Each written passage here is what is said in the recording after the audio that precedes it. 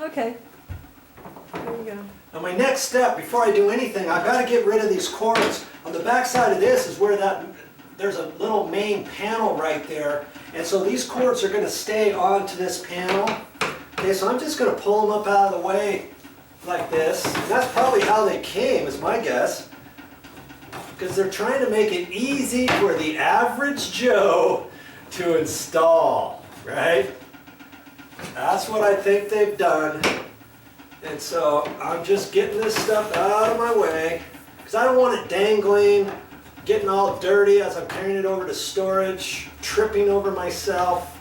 You know, always kind of think about stuff like that. Work safe rather than sorry.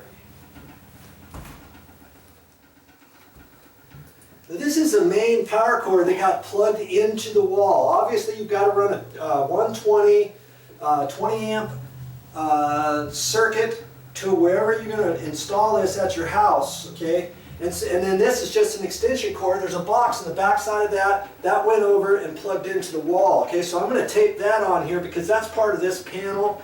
And see, these two cords here, remember they plugged in here? Those just go up to these panels in the back, you know, the heaters, and then two of those cords go up to the heaters, and then there's a couple other ones that go back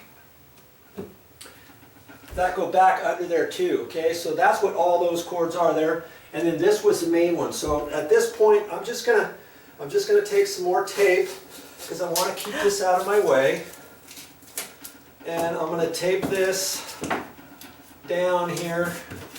And I'm just using the blue tape. This thing's going to be stored for a while. What? Watch your feet. Watch my feet? Oh. The tar baby. My tar baby.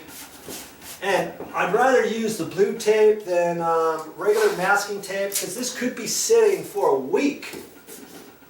Maybe, yeah, 5 to 7 days. Okay?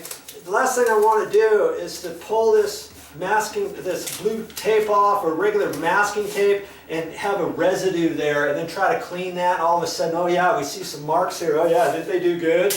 They put it all together and then there's some nasty marks. They try to get it off with a certain cleaner. Then they stained the surface. They tried to gouge that out and they could never get it back to looking brand new. I'm trying to alleviate that. Wow, that's already ripping right there. I guess I better put some more tape here just for safekeeping.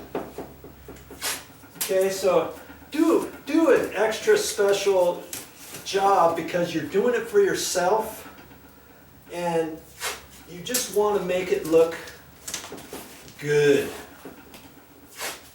The idea is when we put this back together, it'll look like we were never here, that it was never pulled apart to begin with, okay? That's what you want. Now at this point, there's 3 screws in the back of that inside corner, and there's a block right here. There's a block, little finished block that's nailed down here, and there's one at that end over there. And see, right now, if I lift this, I can just swivel this out of the way. There's actually a block in the back too, so that we can make sure that when we put this back together, that those blocks, that it's up tight to the blocks, see? So as you put this back together, there's basically virtually no way you can really mess up, other than breaking the glass door. But you're going to be careful with that, I know you are. Okay, so what I'm going to have to do is I've got to have somebody hold on. Laura, you're going to have to hold on to that panel because once I undo those, this whole panel is going to swivel. And then that one's going to swivel. We can take one, we can swivel it up against the wall, or we're going to have to do something. Okay, so you may need a couple people after all just to be on the safe side. I think that's what we're going to do. Now anytime I have a thought, I'm going to share it with you, okay? So this light, there's a light fixture right here, so I'm going to have to be real careful with that. I think I'm choosing to maybe keep that there, or I might unscrew the bulb and see how easy it's going to be to unscrew the glass. And I think I may want to do that. And then I'm just looking at this. When they installed this in the room, they left a little area here that you can kind of sneak back there, and they were able to do that because this sauna was so small. But if you want to push it up into a corner, then you're going to have to do things a little bit differently. You're going to have to put this back there, put one wall section together, slide it back there. So you could feasibly put it tighter than this, but because we have it like this, now I can reach back there and undo those screws.